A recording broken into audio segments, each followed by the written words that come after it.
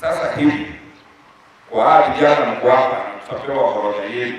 Mimi haja yangu ni kuona how do we place you in the job market. I am going to do the just. And you guys form your group. Weka mheshimiwa Raila kwa hiyo group. Weka hii chunga kwa hiyo group. Let us hand our back and make sure we upload one another into the job market. Ndio tujue we are set ambassadors and pioneer graduates of this program. Tuweze tukiendaka. Wakenya anakuja West Uganda, that is why we also pay taxes. We also voted for him. Na sasa akuje hapa na vijana mkae mbele, tutangaze mahitaji yetu. We have to engage this guy because we pay taxes. He has a duty to deliver for this country. Yeah? Prepare your memorandum. I will be mentioning how many of you have graduated today. Nitamuuliza atangaze ni wangapi anasaidia waingie payroll ya mwezi wa 9.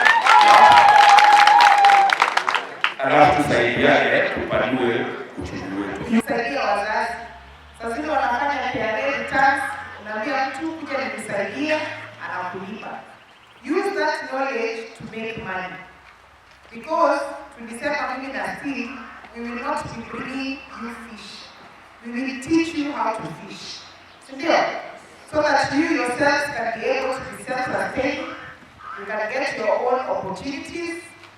Mnaweza saidia watu hata kama yake Kero hapa kwa soko. I just want to assure you, tukiwa pamoja na Steve, sisi ni team broad-based.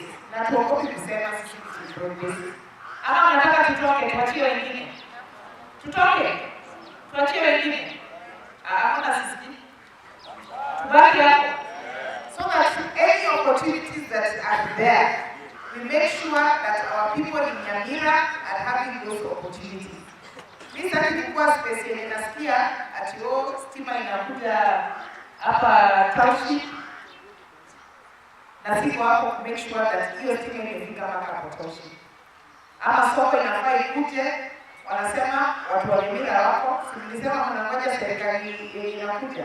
Kwa hivyo mgoje hiyo serikali na watu wako sana. Asante soko kuna kitu inaitwa a bird in hand is what two in the bush. So allow us to chase this bird that is in hand.